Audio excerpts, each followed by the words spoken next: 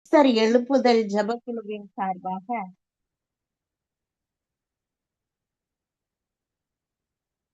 Esther எழுப்புதல் ஜெபக்குழுவின் சார்பாக நான் உங்கள் அனைவருக்கும் என் அன்பின் வாழ்த்துக்களை தெரிவித்துக் கொள்கிறேன். நம்ம ஜெபம் செய்வோம்.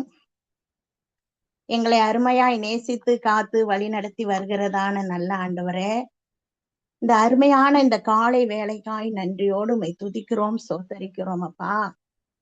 இந்த நாளிலும் கூட தகப்பனே, எங்களை எல்லாம் நீங்க ஒன்று கூட்டி தகப்பனே, இந்த நாளிலும் நீங்க எங்களை ஆண்டவரே அப்பா ஒரு மனமாய் தகப்பனே ஆண்டவரே சேர்த்து வந்திருக்கிற கிருபைக்காக நன்றி செலுத்துகிறோம் ராஜா. நன்றி ஆண்டவரே, நன்றி ஆண்டவரே, நன்றி ஆண்டவரே அப்பா. அருமையாய் தகப்பனே, நீர் வேத வாசிப்புலையும் தகப்பனே ஆண்டவரே அப்பா ஆராதனை வேலையிலையும் நீர் இடைப்பட்டதை நாங்கள் உணர்ந்தோம் ராஜா. நன்றியோடு உம்மை துதிக்கிறோம் அப்பா. இந்த செய்தி வேலையும் உமது கரத்துல ஒப்பு கொடுக்கிறேன் ஆண்டவரே அப்பா. நீர் தாமே அடிமையை ஆண்டவரே மறைத்து தகப்பனே நீர் மட்டும் வெளிப்படும்படியாக ஆண்டவரே நீர் மாத்திரம் மகிமைப்படும்படியாக என் தேவன் கிருபை செய்தருள வேண்டும் என்று செபிக்கிறோம் ராஜா. ஒவ்வொரு செய்திகளையும் தகப்பனே ஆண்டவரே அப்பா கேட்கிறவர்கள் காதுகளுக்கு போய் சேரடையத்தக்கதாகவும் தகப்பனே அதன்படி வாழ்க்கையில ஆண்டவரே தன்னை திருத்தி கொள்ளவும் ஆண்டவரே கடைபிடிக்கவும் தகப்பனே நீங்க கிருபை செய்தருள வேண்டும் என்று செபிக்கிறோம்ப்பா. சோத்திரம் தகப்பனே.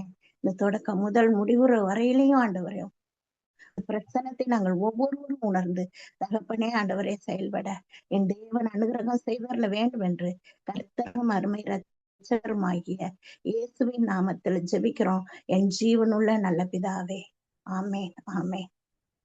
இப்போ நான் எடுத்துக்கொள்ளுற வசனம் என்னன்னு கேட்டா, நம்ம போன வாரமோ அதுக்கு முந்தின வாரமோ கேரக்டர் ஸ்டடியை பத்தி படிக்கணும் அப்படின்னு சொல்லி சொன்னாப்ல. அதனால நானும் இன்னைக்கு ஒருத்தரை பத்தி படிக்கலான்னு தான் எடுத்து வச்சிருக்கிறேன். அது உங்களுக்கு பகிர்ந்து கொள்ள நான் ஆசைப்படுகிறேன். நான் எடுத்துக்கொண்டது இன்றைக்கு எப்தாவை பற்றி நம்ம பார்ப்போம். அந்த எப்தாவின் வாழ்க்கை நிமித்தமாக நாம என்ன கற்றுக்கொள்கிறோம், நாம எப்படி அந்த வாழ்க்கையில கடைபிடிக்கணும் அப்படிங்கிறதெல்லாம் நம்ம இப்ப வாசிப்போம். நம்ம எல்லாருக்கும் தெரிஞ்ச பகுதி தான். எல்லாரும் நம்ம நல்லா ஜெபிக்கிற பிள்ளைகள், ஆராதனை செய்யற பிள்ளைகள், வேதத்தை வாசிக்கிற பிள்ளைகள், அப்படிதான். இன்னும் தெரியாது ஒண்ணும் இருக்காது. இருந்தாலும் நான் உங்களை பகிர்ந்து கொள்ளுகிறேன். எடுத்துக்கலாம்.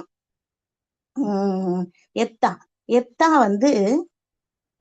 நம்ம வேத பகுதி அது என்னென்னலாம் அடங்கப்பட்டிருக்குன்னா, நியாயாதிபதிகள் புத்தகத்துல 11ஆம் அதிகாரம் 1-3 வசனங்கள், அப்புறம் 10-12 வசனம், அப்புறம் 28, 30, 40, அப்புறம் 12ஆவது அதிகாரம் 1 சாமுவேல் 12:1, 12:11, எபிரேயர் 11:32, இப்படிப்பட்ட பகுதிகள் எல்லாம் இந்த எப்தாவை பத்தி நம்ம காணலாம்.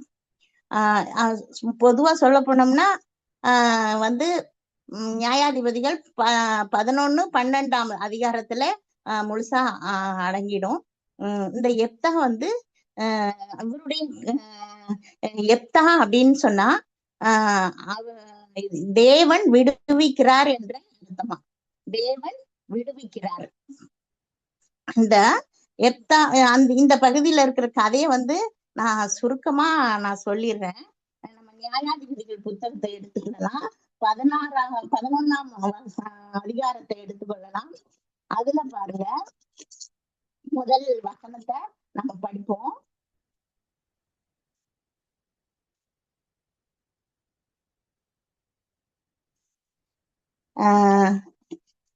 நியாயாதிபதிகள் புத்தகம் 11ஆம் அதிகாரம் முதல் வசனம் பலத்த பராக்கிரமசாலியா இருந்தான். அவன் பரஸ்திரியின் குமாரன் கிலேயாத் அவனை பெற்றான். அப்போ இவன் கீலேயாத்தியனாகிய எப்தா அப்படின்னா இவன் பிறந்தது கீலேயாத், அவனுடைய சொந்த கீலேயாத்து தேசம். இந்த கீலேயாத்து தேசத்துல இவன் பிறந்திருக்கான் அப்படின்னு சொல்லி நம்ம பாக்குறோம். இவன் அந்த கீலேயாத்து தேசம் எப்படிப்பட்டது அப்படின்னு நம்ம சொல்லி நம்ம பார்த்தோம்னா, அந்த கீழையாத் தேசம் வந்து ஆஹ் உம் ஒரு ஒரு மலை பிரதேசம். இந்த மலை பிரதேசம் அது வந்து நம்ம நிறைய படிக்கலாம் அதை பத்தி. எலிசா வாழ்ந்த பகுதி. அடுத்தது யோர்தானுக்கு கிழக்கே இருக்கிற ஒரு மலை தேசம் அது.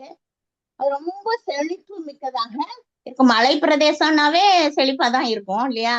அப்போ வந்து செழிப்பாக காணப்படுகிறது. அடுத்தது வந்து இந்த ரூபன், காத், மனாசே இந்த கோத்திரங்களுக்கெல்லாம் இந்த கீழையாத்து அத பகுதி வந்து பிரிச்சு கொடுக்கப்பட்டதுன்னு சொல்லி நம்ம நம்ம பார்ப்போம். அந்த சுதந்திரம் எல்லாம் கொடுக்க போது அப்போ வந்து அந்த பகுதிக்கு வந்து அந்த பிரிச்சு கொடுக்கப்பட்டது அப்படின்னு சொல்லுவோம். இது இந்த கீழையாத்து வந்து பிற்காலத்துல பெராயான்னு அழைக்கப்பட்டதாமா. பெராயா இது ரொம்ப செழிப்பா இருக்கிறத வந்து அந்த உன்னத பாட்டு 4:1 யாராவது வாசிங்களேன். உன்னத பாட்டு 4:1.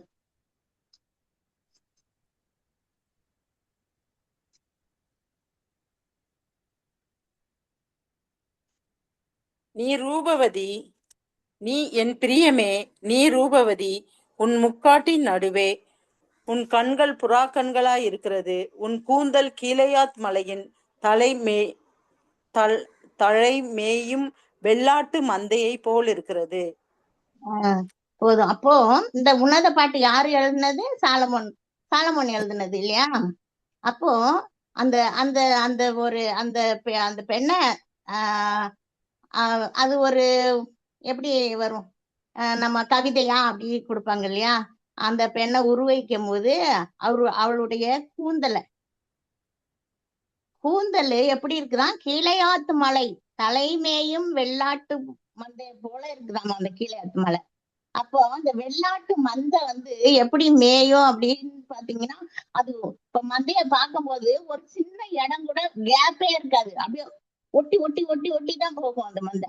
அப்போ அந்த மாதிரி அடர்த்தி நிறைந்த அந்த கீழையாத் பகுதின்னு சொல்லி நம்ம பார்க்கிறோம். அப்போ இதுல வந்து மூலிகை தாவரங்கள் எல்லாம் வளரக்கூடிய ஒரு பகுதியாமா. வாசனை திரவியம் இருக்கக்கூடிய அந்த பகுதி. அடுத்தது வந்து இது ஏன் பேர் வந்துச்சு அப்படின்னு சொன்னா, இந்த மனாசே கோத்திரத்துல மாகீர் பெற்ற கிளையாத் அவர் பேர்லயே இந்த பகுதி வழங்கப்பட்டது. அந்த பேர் வந்தது கிளையாத்துன்னு அப்படின்னு சொல்லி சொல்றோம். அப்போ வந்து வாசனை திரவியங்களுக்கும் பிசின் தைலங்களுக்கும் மிகவும் பெயர் பெற்ற தேசமா இது இருந்துதான். நம்ம ஒரு இதுல வந்து ஒரு பாட்டு கூட பாடுவாங்க. அந்த பாட்டு கொஞ்சம் ஒரு 2 அடி பாடலாம். கீழையாத்தின் பிசின் தைலமே எங்கள் இயேசு மகாராஜா, கீழையாத்தின் பிசின் தைலமே எங்கள் இயேசு மகாராஜா, கீழையாத்தின் பிசின் தைலமே ரண வைத்தியர் இயேசு ராஜா. ஒரு வார்த்தை சொன்னால் போதுமே என் வியாதி எல்லாம் சுத்தமாகுமே. ஒரு வார்த்தை சொன்னால் போதுமே என் வியாதி எல்லாம் சுத்தமாகுமே. என் நோய்கள் காயங்கள் உன் தழும்புகளால் சுகமாகும். என் நோய்கள் காயங்கள் உன் தழும்புகளால் சுகமாகும். நான் குணமானேன்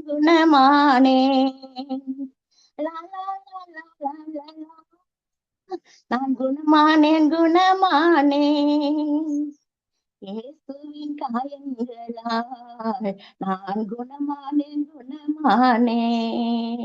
எனக்கு இந்த பாட்டு ரொம்ப பிடிக்கும். நான் வேலை செஞ்சுட்டு இருக்கும் போதெல்லாம், நான் வியாதியா இருக்கும் போது எப்பளும் இந்த பாட்டு நான் பாடுவது உண்டு.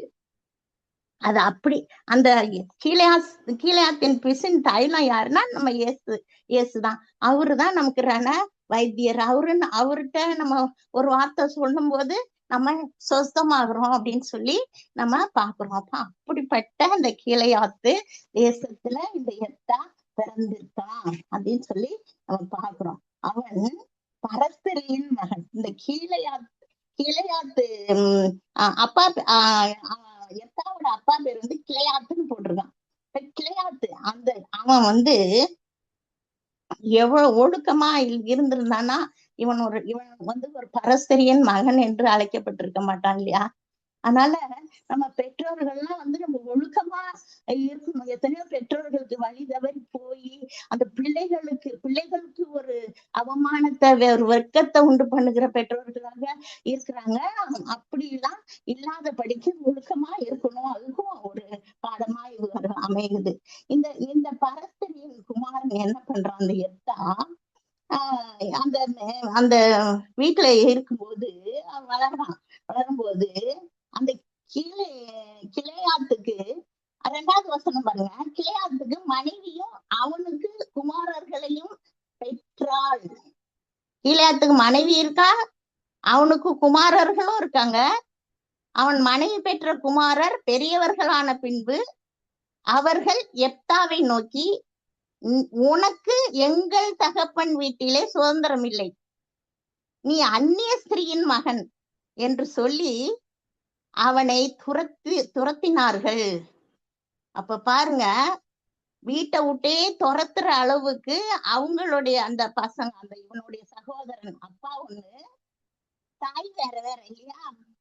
அப்ப அந்த சகோதரர்கள் துரத்தி விட்டுறாங்க.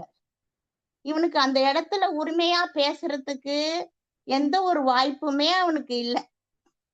எப்படி இருக்க முடியும்? சொந்தமா நம்ம இது எங்க அப்பா சொத்து அப்படின்னு கேட்டு வாங்க முடியுமா? இல்லையே. ஒரு உரிமையோட பெற்றுக்கொள்ளலையே. அப்படி இருக்கும் போது அவன் வாய் பேசாம என்ன பண்ணா, அவங்க அடிச்சு துரத்தினோடனே அவன் வெளியில வந்துட்டான். ஓடி போய் பயந்து ஓடி போறான். ஓடி போய் தோப்பு என்ற தேசத்துல போய் குடியிருக்கிறான். தோப்புன்னு ஒரு தேசம் 3வது வசனத்துல நம்ம பாக்குறோம். தோப்பு என்ற தேசத்துல போய் குடியிருக்கிறான். அந்த தோப்பு தேசத்துல போய் குடியிருக்கும் போது அங்க இவனை மாதிரி ஒழுக்கப்பட்டவர்கள், நொறுக்கப்பட்டவர்கள், வீணா போனவங்க எல்லாமே தானே இவனுக்கு ஒரு ஃப்ரெண்டா அமைவாங்க. இப்ப நம்ம சொல்லுவோம், நம்ம புள்ள வந்து எங்கேயாவது விளையாண்டுகிட்டு இருந்தா, டே அவனோட சேராத, அவன் மோசமானவன் அப்படின்னு சொல்லி நம்ம வளர்ப்போம் தெரியுமா?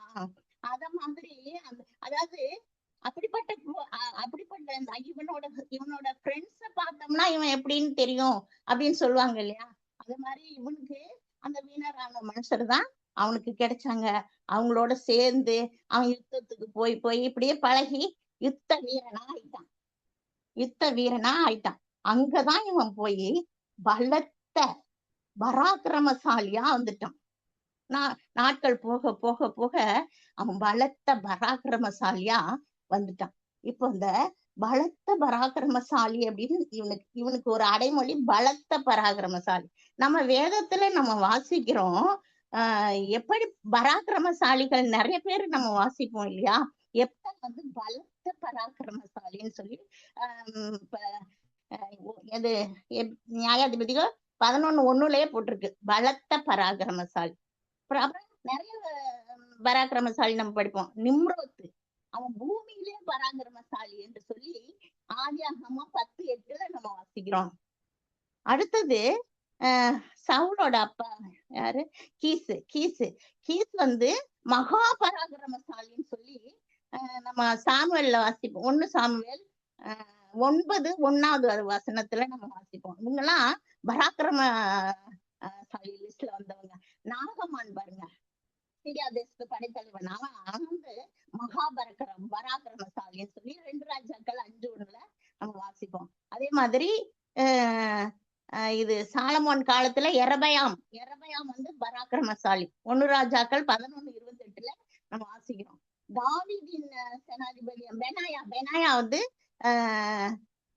2 சாமுவேல் 23:20 நம்ம வாசிப்போம். பெனாயா அவன் பராக்கிரமசாலின்னு வாசிப்போம். தாவீது பராக்கிரமசாலி 1 சாமுவேல் 16:18 நம்ம வாசிக்கிறோம். அப்போ இந்த பராக்கிரம லிஸ்ட்ல இவன் எப்படிப்பட்ட பராக்கிரமசாலியாமா? பலத்த பராக்கிரமசாலி. அந்த வீணரோட எல்லாம் சேர்ந்து இவன் வந்து யுத்தத்துக்கு போய் பலத்த பராக்கிரமசாலியா வந்துடுறான். வந்தபோது அப்பதான் என்ன பண்றாங்க, இந்த கீலேயாத்து தேசத்துக்கு அம்மோனியர் வந்து படையெடுத்து வர்றாங்க. அம்மோனியர் படையெடுத்து வரும்போது அங்க அம்மோனியர்களிடத்துல பலத்த பராக்கிரமசாலி ஒருத்தனும் கிடையாது. அவங்களை எதிர்த்து போராடுகிற ஒரு பலமும் அவங்க யார்கிட்டயும் இல்ல. அப்போ நம்ம எங்க தோத்து போயிடுவோமோ என்னமோ நினைச்சு என்ன பண்றாங்க, இந்த எப்தா பராக்கிரமசாலியா இருக்கிறான்ல அவனை போய் நம்ம கூப்பிடலான்னு சொல்லி அவங்க அந்த மூப்பர்கள் எல்லாம் வந்து இவனை கூப்பிடுறாங்க. கூப்பிடும் போது இவன் போறதுக்கு மனசு வருமா? அடிச்சு துரத்தி விட்டுருக்காங்க. இவனை வந்து கூப்பிட வந்திருக்காங்க. இருந்தாலும் அவங்க கேக்குறான், இப்படித்தானே துரத்தி விட்டீங்க, இப்ப வர முடியுமா என்னன்னு ஒரு கோபத்துல ஏதாவது பேசுறது உண்டு இல்ல, மாதிரி பேசிப்பான். அப்போ கடைசியில இங்க வா வா வந்த தலைவராக்குவேன், நான் உங்களை தலைவராக்குவேன், நீ வா அப்படின்னு சொல்லி கூட்டிட்டு போறாங்க. அம்மோனியரோட யுத்தம் செய்ய அவன் போறான். போறதுக்கு முன்னாடி இவன் வந்து ஜெபிக்கிறவன் கர்த்தர்கிட்ட போய் போகிறதுக்கு முன்னாடி ஒரு பொருத்தனை பண்றான். என்ன பொருத்தனை பண்றான் அப்படின்னு சொன்னா, யுத்தத்துக்கு போறான். போய் ஒரு பொருத்தனை பண்றான். அந்த பொருத்தனை அப்புறமா நம்ம பார்க்கலாம். யுத்தத்துக்கு போய் யுத்தத்தையும் ஜெயிச்சு வர்றான். அப்ப வந்து எப்ராஹிம் வந்து இவன்கிட்ட வந்து குற்றம் கண்டுபிடிக்கிறாங்க. ஏன் என்னைய கூப்பிடல அப்படின்னு சொல்லி, அவனையும் சேர்ந்துக்கலையேன்னு சொல்லி அவன் குற்றம் கண்டுபிடிக்க. அங்கேயும் போய் யுத்தத்துல போய் ஜெயிச்சு 42,000 பேரை கொலை பண்ணிடுறான், கொன்னு போட்டுட்டு வந்துடுறான். அந்த மாதிரி அப்புறம் மேலும் 20 பட்டணங்களை அவன் பிடிச்சானாமா. அப்ப பாருங்க, கர்த்தர் இவனோட இருந்ததுனால இவன் ஜெயம் கொண்டான். கர்த்தர் இவனோட இருந்தாரு, ஆவியானவர் இவரோட அங்க கூட இடைப்பட்டாரு. அதனாலதான் இவன் வந்து ஜெயம் கொள்ள முடிஞ்சிச்சு. அப்ப இவன் வந்து கடவுள்கிட்ட போய் ஒரு பொருத்தனையும் பண்ணிதான் அங்க போறான். அப்போ இவன் வந்து என்ன ஜெபிக்கிற பிள்ளையா இருக்கிற கர்த்தர்கிட்ட போய் முதலாவது கர்த்தர்கிட்ட வச்சுட்டுதான் அவன் யுத்தத்துக்கே போறான். அப்படி போறான். இப்ப நம்ம வந்து அந்த இதுக்கு வரலாம். பொருத்தனை என்ன பண்ணினா அப்படின்னு சொன்னா, நான் ஜெயிச்சு வந்தேன்னா என்ன பண்றதுன்னா, ஜெயிச்சு வரும்போது என் வாசலுக்கு முன்னாடி எது வருதோ அத யாரு வராங்களோ அத வந்து நான் உனக்கு சர்வாங்க தகன பலியா நான் இடுறேன் அப்படின்னு சொல்லி ஒரு பொருத்தனையும் பண்ணிட்டான். எல்லாமே நமக்கு தெரிஞ்ச கதை தான் இதெல்லாம். பொருத்தனையும் பண்ணிட்ட பிறகு இவன் ஜெயிச்சு ரொம்ப சந்தோஷமா வரான், ஜெயத்தை கொண்டாடிக்கிட்டு வரான். வரும்போது இந்த வீட்டு வாசலுக்கு முன்னாடி யாரு வரான்னா, தன்னுடைய ஒரே மகள் தம்புரு வாசித்து நடனம் ஆடி வரான்னு நம்ம பாக்குறோம். அப்ப பாருங்க, அவன் எவ்வளோ ஒரு மகிழ்ச்சியா வந்தான், வெற்றி கொண்டுட்டான்னு சொல்லி மகிழ்ச்சியா வந்தான். அதே வெற்றிய இந்த மகளும் கொண்டாடிக்கிட்டு ஆடிக்கிட்டு போறா. பார்த்த உடனே அவனுக்கு எப்படி இருந்திருக்கும்? ஒரே அதிர்ச்சி. ஐயோ, இப்படி நம்ம இது பண்ணிட்டோமே. அவனுக்கு ஒரே கலங்கி போயிட்டான், ரொம்ப வருத்தப்பட்டான், அதிர்ச்சி அடைஞ்சிட்டான். அதே நேரம் அப்ப மகள்கிட்ட சொன்ன, மகளே நீ ஏன் வந்த? நான் வந்து இப்படி பண்ணிட்டேனே, நான் இது மாதிரி பண்ணிட்டேனேன்னு சொன்ன உடனே அந்த மகளோட நிலைமை எப்படி இருக்கும்? அவளுக்கும் ஒரு அதிர்ச்சி தான். இருந்தாலும் அவ எல்லாத்தையும் ஒருத்துக்கிட்டு, ஒரு நிமிஷம் அவளுக்கு கொஞ்சம் இதாதான் இருந்திருக்கும். இருந்தாலும் தகப்பன் பொருத்தனை பண்ணிட்டாங்களே அப்படின்னு நம்ம அந்த தகப்பனுடைய காரியத்தை நம்ம நிறைவேற்ற கடமை நமக்கு இருக்குன்னு சொல்லிட்டு அவ என்ன பண்றா, சரிப்பா, சரி நீ எப்படியும் பொருத்தனைப்படியே நீங்க செய்யுங்க அப்படின்னு சொல்லி ஒரு தவணை கேட்கிறா. எப்படி கேட்கிறான்னா, 11ஆம் அதிகாரம் 37வது வசனத்தை வாசிங்க.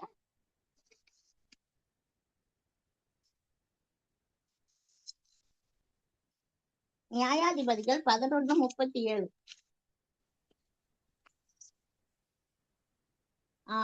நானே வாசிக்கிறேன். பின்னும் பின்னும் அவள் அவள் தன் தகப்பனை நோக்கி, நீர் எனக்கு ஒரு காரியம் செய்ய வேண்டும். நான் மலைகளின் மேல் போய் திரிந்து நானும் என் தோழிமார்களும் என் கன்னிமையை நிமித்தம் துக்கம் கொண்டாட எனக்கு 2 மாதம் தவணை கொடும் என்றாள். 2 மாதம் தவணை கேக்குறான்.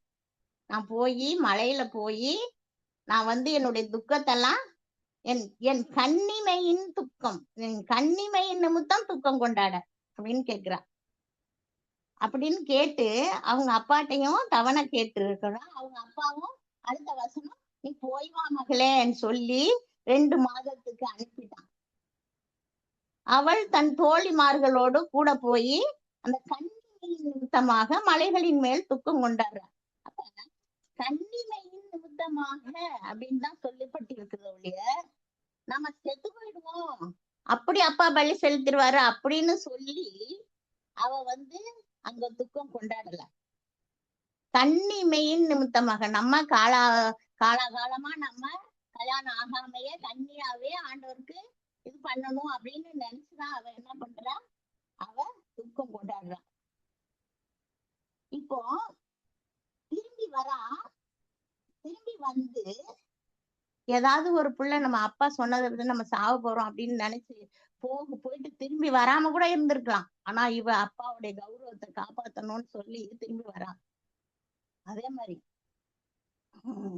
அந்த ஆபிரகாம் ஈசாக்க பழி கொடுக்கும் போது ஒரு வார்த்தை கூட பேசாம கடைசி வரைக்கும் கட்டையில அடுக்கி வச்சு அருவாளை ஓங்குற வரைக்குமே அவன் ஒண்ணுமே பேசவே இல்லை இல்லையா, தகப்பனுக்கு கீழ்படிங்க. அதே மாதிரி இவ்வளவு அந்த தகப்பனுடைய கௌரவத்தை காப்பாத்தணுங்கிறதுக்காக இவ என்ன பண்ணிட்டா, போய் துக்கம் கொண்டாடிட்டு வரா.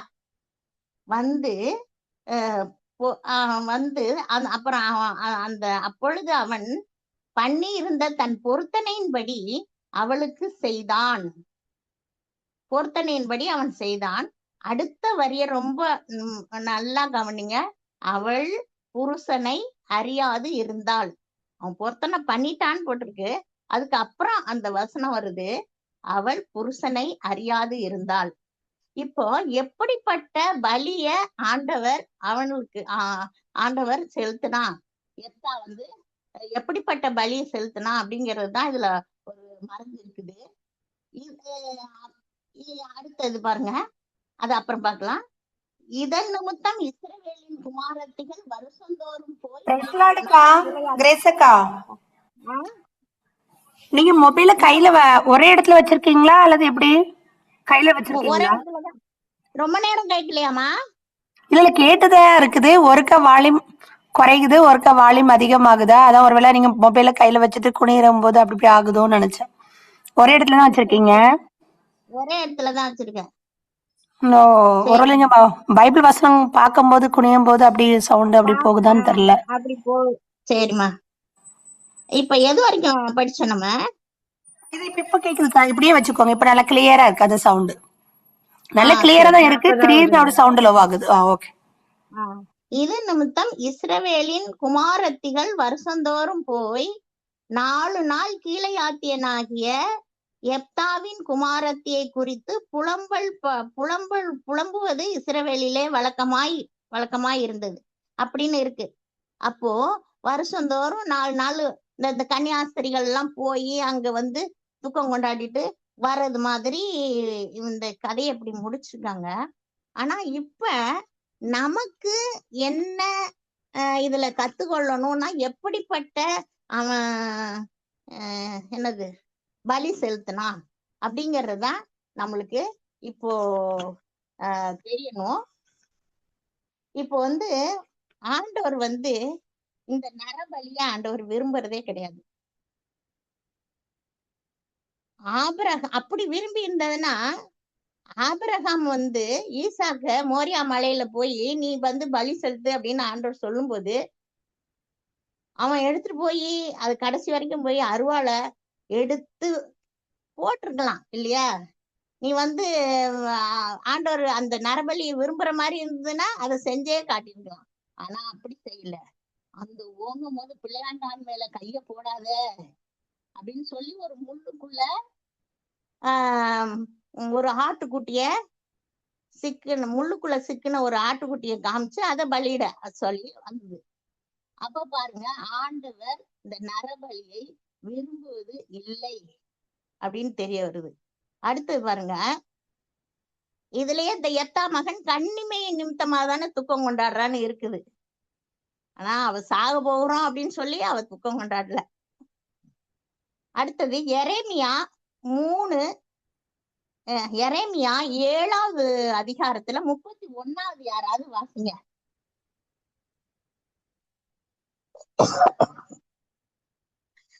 ஏழு 31.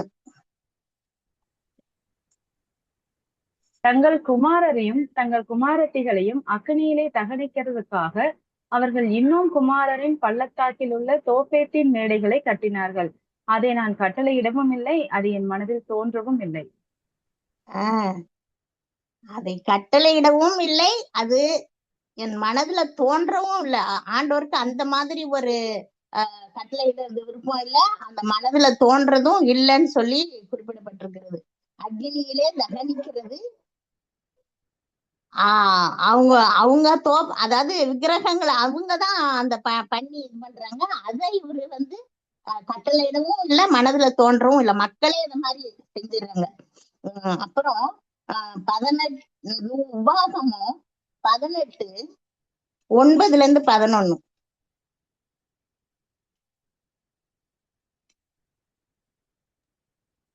உபாகமம் 18:9-11. உன் தேவனாகிய கர்த்தர் உனக்கு கொடுக்கும் தேசத்தில் நீ போய் சேரும்போது அந்த ஜாதியில் செய்யும் அருவருப்புகளின்படி செய்ய கற்றுக்கொள்ள வேண்டாம்.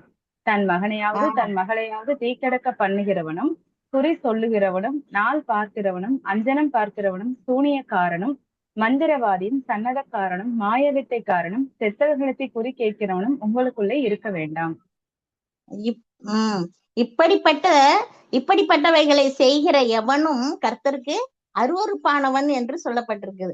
அதனால அந்த அருவருப்புகளின்படி நம்ம செய்ய கற்றுக்கொள்ள வேண்டாம் என்று சொல்லப்பட்டிருக்கிறது இல்லையா?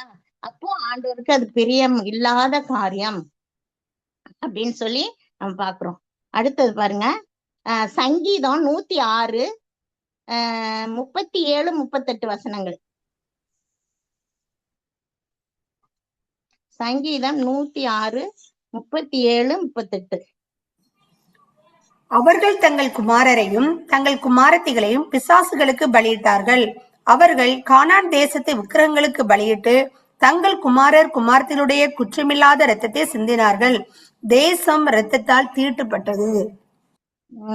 அப்ப இப்படிப்பட்ட காரியங்கள் தீட்டு உள்ளதுன்னு ஆண்டவர் சொல்றாரு. இப்ப பாருங்க, அது பிசாசுக்கு பலியிடுறாங்க அவங்க. நம்ம கர்த்தருக்கு பலியிடுறது அப்படி நரபலியா அவரு விரும்புறது இல்ல. பிசாசுகளுக்கு அவங்க பலியிட்டு தேசத்தை தீட்டுப்படுத்தி ரத்தம் சிந்த வைக்கிறாங்க இல்லையா? அதனால அதுல இருந்தும் நம்ம என்ன பாக்குறோம், இப்படி அந்த நரபலி அவரு கொடுத்திருக்க மாட்டாரு அப்படின்னு சொல்லி நம்ம பாக்குறோம். இப்ப பாருங்க, அந்த இன்னொரு வசனத்தை எசேக்கியேல் 16:20-21.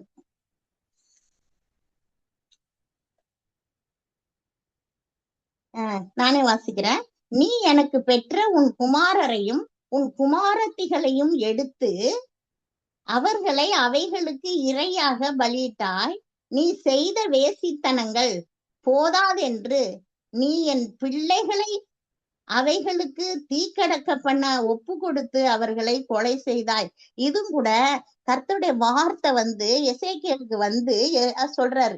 அந்த ஆவியில அவரு சொல்றாரு, இதெல்லாம் நீ தீக்கடக்க பண்றதுன்னா இந்த தீயில நடப்பாங்க, இல்ல தீயில தூக்கி எறிவாங்க. அந்த மாதிரி அருவருப்புகளை ஆண்டவர் விரும்புறது இல்லைன்னு சொல்லி இது நிமித்தம் நம்ம பாக்குறோம். அப்புறம் லேவியராகமம் 20:1-2 வசனங்கள் படிக்கலாம். கர்த்தர் மோசேயை நோக்கி, பின்னும் நீ இஸ்ரவேல் புத்திரருடைய சொல்ல வேண்டியது என்னவென்றால், இஸ்ரவேல் புத்திரரிலும் இஸ்ரவேலில் வாசம் பண்ணுகிற அந்நியர்களிலும் எவனாகிலும் தன் சந்ததியில் ஒரு பிள்ளையை மோளேகுக்கு கொடுத்தால் அவன் கொலை செய்யப்பட வேண்டும். தேசத்தின் ஜனங்கள் அவன் மேல் கல்லெறிய வேண்டும். மூளை இருக்குன்னா அவங்க அந்த விக்கிரக ஆராதனை பண்றாங்களா இந்துக்க, அந்த அவங்களுடைய கடவுள் அது. அவங்களுக்கு பிள்ளைய நீங்க கொடுத்தீங்கன்னா யார் கொடுக்குறன்னா அவன் கொலை செய்யப்படணும் அப்படின்னு சொல்லப்பட்டிருக்குது. அப்ப பாருங்க, அப்புறம் எப்படி அவன் கொலை செய்யப்படணும், கல்ல எறிஞ்சு அவனை கொலை பண்ணிடணும். யாரெல்லாம் இப்படி பண்றாங்களோ, இப்படி பழி செலுத்துறாங்களோ அவங்களுக்கு இப்படிப்பட்ட தண்டனை கிடைக்கும் அப்படின்னு சொல்லி. அப்போ இதுலயும் பார்க்கும்போது ஆண்டவருக்கு அது விருப்பம் இல்லாத காரியம் என்று தெரியுது. அப்போ லேவியராகமம் 1வது அதிகாரம் 6-7 வசனங்களை படிக்கலாம். பின்பு அவன் அந்த சர்வாங்க தகன பலியை தோல் எடுத்து அதை சந்து சந்தாக துண்டிக்க கடவன். அப்பொழுது ஆசாரியனாகிய ஆரோனின் குமாரர் பலிபீடத்தின் மேல் அக்கினியை போட்டு அக்கினியின் மேல் கட்டைகளை அடுக்கி. இப்ப இந்த சர்வாங்க தகன பலி எப்படி செலுத்தணும் அப்படின்னு சொல்லப்பட்டிருக்கிறது. எப்படின்னா, அந்த சர்வாங்க தகன பலியை தோல் உரிப்பாங்களாம். முதல்ல தோல் உரிச்சு அதை சந்து சந்தாக வெட்டி அதை துண்டிச்சு போட்டு அப்புறம் அக்னியில பலிபீடத்துல அக்னியை போட்டு அதுல மேல கட்டையெல்லாம் அடிச்சு அதுல எரிப்பாங்களாம். இதுதான் சர்வாங்க தகன பலி செய்யற விதம். இப்படி யாராவது ஆசாரியன் தான் அதை செய்யணும். இப்படி யாராவது செய்வாங்களா? முதலாவது இந்த பெண்ணை தோல் உரிக்கணும், நிர்வாணமா ஆக்கப்பட்டு தோலை உரிக்கணும், அப்புறம் சந்து சந்தா வெட்டணும், அதுக்கப்புறம் அக்னியை போட்டு அதுல எந்த ஒரு ஆசாரியனாவது ஒரு பெண்ணை ஒரு நிர்வாணமாக்கி இப்படி செய்வானா? செய்ய முடியாது, செஞ்சிருக்க முடியாது இல்லையா? அப்படின்னா இந்த வசனத்துல இருந்தும் நம்ம என்ன பாக்குறோம், இப்படியாக தகன பலி அவளுக்கு கொடுத்திருக்க மாட்டாங்க அப்படிதான் தெரிய வருது. லேவியராகமம் 27வது அதிகாரத்துல 1-4 வசனங்கள் வாசிக்கலாம். கர்த்தர் ஆசரிப்பு கூடாரத்திலிருந்து மோசையை கூப்பிட்டு அவனை நோக்கி, நீ இஸ்ரவேல் புத்திரரிடத்தில் சொல்ல வேண்டியது என்னவென்றால், யாதாம் ஒருவர் ஒரு விசேஷித்த பொருத்தனை பண்ணி இருந்தால் பொருத்தனை பண்ணப்பட்டவர்கள் உன் மதிப்பின்படி கர்த்தருக்கு உரியவர்கள். 20 வயது முதல் 60 வயதுக்கு உட்பட்ட ஆண் பிள்ளையை நீ பரிசுத்த ஸ்தலத்தின் சேக்கலாகி 50 வெள்ளி சேக்கலாகவும் பெண் பிள்ளையை 30 சேக்கலாகவும் மதிப்பாயாக. 5 வயது முதல் அது வேண்டாம் 12வது வசனம் அதிலேயே படிங்க. ஆசாரியன் அது நல்லதானாலும் இலப்பமானதானாலும் அதை மதிப்பானாக, உன் மதிப்பின்படியே இருக்க கடவுள். 13 அதை மீட்டுக் கொள்ள மனதாய் இருந்தானாகில் உன் மதிப்போடு 5ல் 1 பங்கை கூட்டி கொடுக்க கடவன். இப்போ அந்த மாதிரி பலி செலுத்தலைன்னா பெண் பிள்ளையா இருந்ததுன்னா எவ்வளவா? 30 சேக்கல் மதிப்பு கொடுத்து அதை மீட்டு இருக்கலாம் அப்படின்னு சொல்லப்பட்டிருக்குது. பெண் பிள்ளை, ஆண் பிள்ளைக்கு தான் அந்த இப்ப இவ பெண் பிள்ளை தானே, அதனால 30 மதிப்பெண்களை 30 சேக்கலாக 30 சேக்கலாக கொடுத்து அந்த இதை மீட்டிருக்கலாம் அப்படின்னு சொல்லப்பட்டது. அப்படி அதை மீட்டு கொள்ள மனதா இருந்தா அதன் மதிப்போட 5ல் 1 பங்கை கூட்டி கொடுக்க கடவன். இப்ப 5ல் 30 5 பங்காவை நம்ம போடும்போது எத்தனை வரும்? 1 பங்கு 6 வருது, 6 சேக்கல் வருது. அப்ப இவன் ஒரு பங்கை கூட்டி கொடுக்கணுமா? அப்ப 36 சேக்கலாக அவன் கொடுத்து மீட்டிருப்பான் என்று கருதப்படுகிறது. அப்ப பாருங்க, காதுல உள்ளுதா? காதுல உள்ளுதா? சரிம்மா. அப்படி மீட்டு இருப்பான் என்று கருதுறாங்க. அப்போ இவன் நியாயாதிபதியா, நியாயாதிபதியா வச்சுட்டாங்க, தலைவனா வச்சுட்டாங்க. இவன் 6 வருஷம் நியாயாதிபதியா இருந்திருக்கானா. யாரு? எப்தா. அப்போ அவன்கிட்ட காசு இல்லாம இருந்திருக்கும், அவன் கொடுத்து மீட்டிருப்பான் அப்படின்னு கூட சொல்றாங்களாம். அப்ப பாருங்க, இவன் எத்தனாவது நியாயாதிபதினா 9வது நியாயாதிபதியா இருந்திருக்கான். நியாயாதிபதி லிஸ்ட்ல நம்ம பார்த்தோம்னா ஒத்னியேல், ஏஹூத், தெபோராள், பாராக், இந்த கிதியோன். அவங்களா கிதியோன் தான் எர்பகால்னு பேரு கிதியோனுக்கு. அப்போ இவங்க எல்லாம் எப்தா இவங்கெல்லாம் நியாயாதிபதிகள் லிஸ்ட்ல வராங்க. அப்போ இவன் வந்து 9வது நியாயாதிபதியா இருந்திருக்கான். அது மாதிரி தெபோராள் வந்து 4வது நியாயாதிபதியா இருந்திருக்கான். இப்ப ஏகூத் வந்து 2வது நியாயாதிபதியா இருந்திருக்கான். இப்போ ஏகூத் வந்து 80 வருஷம் நியாயாதிபதியா இருந்தானாமா. 80 வருஷம்.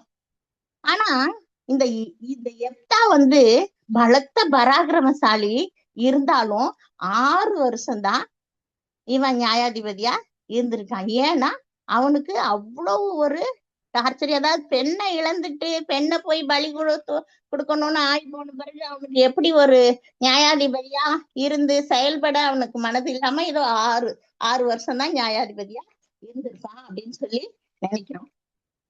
அடுத்தது 1 சாமுவேல் 2:18. 1 சாமுவேல் 2:18.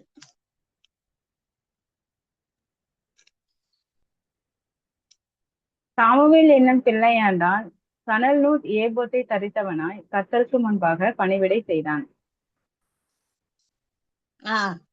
இவன் எப்படி சணல் நூல் ஏகபோத்தை தரித்தது அது மாதிரி பணிவிடை செய்தான்னு. அதாவது அண்ணாள் போய் சாமுவேலை பெற்றெடுத்து பால் குடியெல்லாம் மறந்து கொண்டு போய் கர்த்தருக்குன்னு பிள்ளைய கொடுத்துட்றான். அப்படி அவன் அங்க அவன் பெரியவனா வளர்ந்து அவன் அப்படி அந்த அந்த பணிய ஆசாரிய பணிய அவன் செய்யறான் அப்படின்னு தானே இருக்குது. சாமுவேல் தீர்க்கதரிசி அந்த அண்ணையில அப்படிதான் அந்த கர்த்தருக்குன்னு அவ கொடுக்குறான். அவளை இப்ப பலியெல்லாம் இல்ல அவ வேண்டி கொண்டது அதே மாதிரி அவ கொண்டு போய் கொடுத்துறான். பொருத்தனைன்னு ஒண்ணு செஞ்சா அதை என்ன செய்யணும்? நிறைவேற்றணும். பொருத்தனைன்னு ஒண்ணு செஞ்சா அதை நிறைவேற்றணும். நிறைவேற்றாம இருக்கிறது நல்லது இல்ல.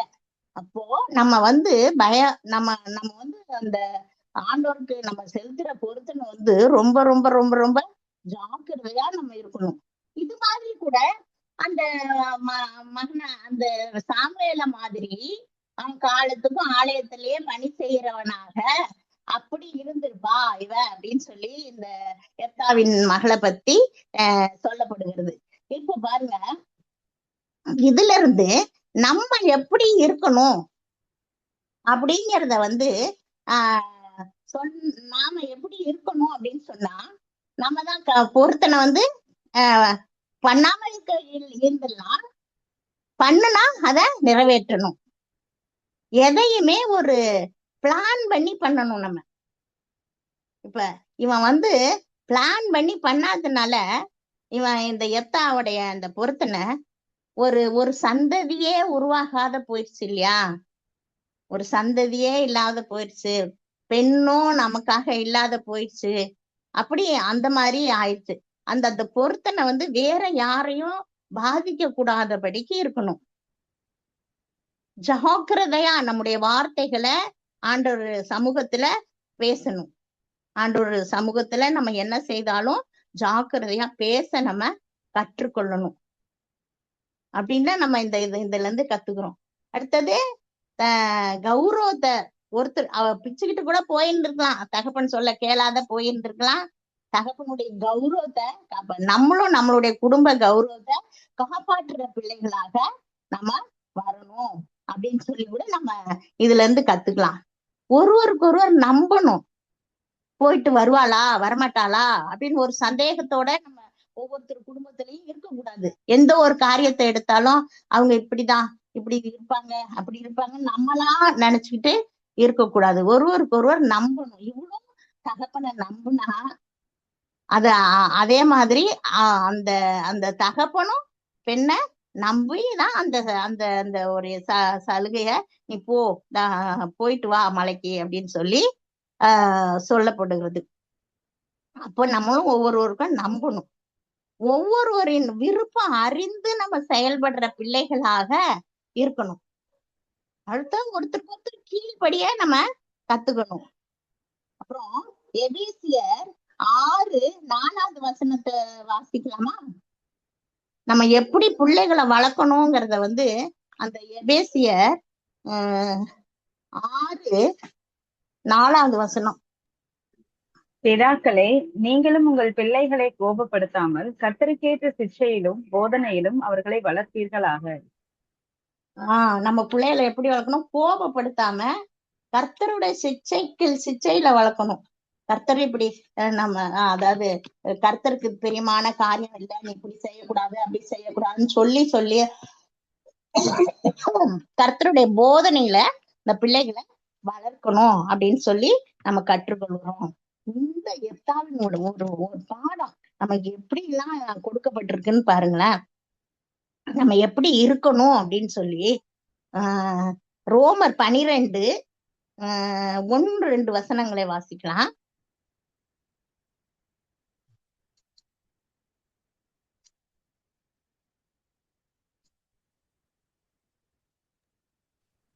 அப்படி இருக்க சகோதரரே, நீங்கள் உங்கள் சரீரங்களை பரிசுத்தமும் தேவனுக்கு பிரியமுமான ஜீவ பலியாக ஒப்பு கொடுக்க வேண்டும் என்று தேவனுடைய இரக்கங்களை முன்னிட்டு உங்களை வேண்டிக் கொள்ளுகிறேன். இதுவே நீங்கள் செய்யத்தக்க புத்தியுள்ள ஆராதனை. நீங்கள் இந்த பிரபஞ்சத்துக்கு ஒத்த வேஷம் தெரியாமல் தேவனுடைய நன்மையும் பிரியமும் பரிபூர்ணமான சித்தம் என்னவென்று பகுத்தறியத்தக்கதாக உங்கள் மனம் புதிதாகிறதுனாலே மறுரூபமாகுங்கள். நம்ம தேவனுக்கு முன்பாக நம்ம எப்படி இருக்கணும்? பரிசுத்தமா இருக்கணும். பரிசுத்தமா இந்த உலகத்துக்கு தக்க வேஷம் தெரியாமல், அதாவது நம்ம ஜெபம் பண்றோம் அப்படின்னு சொன்னோம்னா பெருமைக்கு ஜெபம் பண்ணிக்கிட்டு நம்ம சிலரை பார்ப்போம் நம்ம சர்ச்சில், அவங்கதான் எல்லா காரியத்தையும் செய்யணும் அப்படிங்கிற மாதிரி முந்திக்கிட்டு இருப்பாங்க. அதாவது எப்படி அதை சொல்றது, இந்த நம்ம எல்லாம் அப்படிப்பட்டவங்க ஆளு கிடையாது. சிலர் இருக்கிறாங்க பெருமையா ஆவிக்குரிய விஷயத்துல பெருமை, அது ஆண்டவர் எதிர்க்கிறாரு. அப்படி நம்ம இருக்கக்கூடாது. பரிசுத்தமா உண்மையா நம்மளுக்கும் ஆண்டவருக்கும் இருக்கிற உறவுதான் ரொம்ப ரொம்ப ரொம்ப ரொம்ப நல்ல உறவு. அத யாருக்கும் தெரியணுங்கிற அவசியமே இல்லை. நம்ம ஆண்டவர்கிட்ட பரிசுத்தமா தேவனுக்கு பிரியமுள்ள ஜீவ பலியாகனா நம்ம ஆவி ஆத்மா சரீரம் முழுவதையும் ஆண்டவருக்குன்னு ஒப்பு கொடுத்து நம்ம ஜெபிச்சு நம்ம அப்படி இருக்கணும்னு தான். அதுதான் ஆண்டவர் விரும்புற ஒரு காரியம். இப்படிதான் அந்த அந்த நமக்கு நம்மளுடைய பரமபிதா ஒரே குமாரனாகிய இயேசு கிறிஸ்துவை சிலுவை மரணத்துக்கு எப்படி ஒப்பு கொடுத்தத நம்ம மறக்கவே முடியாது. நம்ம அதனாலதான் இன்னைக்கு நம்ம அந்த இயேசுவின் அந்த நம்ம சிலுவை மரணத்தை நம்ம நினைக்காம இருக்கிறதே முடியாது. நம்ம அப்படி அவரு சிலுவையில அடைஞ்சனாலதான் நம்ம இப்ப இன்னைக்கு நம்ம கிறிஸ்தவர்களாகவே இருக்கிறோம். அவர் உயிர்த்து எழுந்ததுனாலதான் அந்த உயிர்த்து எழுந்ததின் ஒரு ஒரு ஆவிதான் நம்ம இடத்துல செயல்படுகிறத நம்ம காணுறோம். அப்படிப்பட்ட ஒரு நம்ம யோவான் 3:16 அதிகாரம் நினைக்கிறேன், அது படிக்கலாமா? யோவான் 3:16 அவர் எப்படிப்பட்ட தியாகத்தை நம்மிடத்துல பண்ணாரு அப்படின்னு. தேவன் தம்முடைய ஒரே பேரான குமாரனை விசுவாசிக்கிறன் எவனோ அவன் கெட்டு போகாமல் நித்திய ஜீவனை அடையும்படிக்கு அவரை தந்தருளி இவ்வளவாய் உலகத்தில் அன்பு கூர்ந்தார். இவ்வளவாய் அன்பு கூர்ந்தார். அப்ப எவ்வளவாய்னா அது அளவிட முடியாதபடி அன்பு, அவருடைய அன்பு. அவர் எவ்வளவு ஒரு தியாக உணர்வு சிலுவையில எப்படியெல்லாம் அந்த மரணத்தை நம்ம நினைச்சு பார்க்கும்போது ஒவ்வொரு துளி அந்த ரத்தம் அந்த சிந்தினது, எத்தனை அடி வாங்கினது எல்லாத்தையும் நம்ம நினைச்சு நம்ம பார்த்தா எப்படி நமக்காக நம்ம பாவங்களுக்காக நம்ம அக்கிரமங்களுக்காக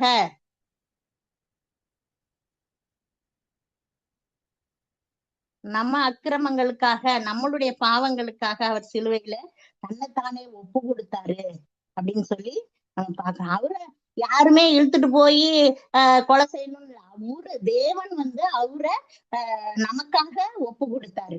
அப்படிதான் அந்த தியாக உணர்வை உணர்ந்து நாமும் தேவனுக்காக நம்மளை அர்ப்பணிக்கணும் அப்படின்னு சொல்லிதான் நம்மளுக்கு இந்த பாடம் நம்மளை கற்பிச்சு கொடுக்குது.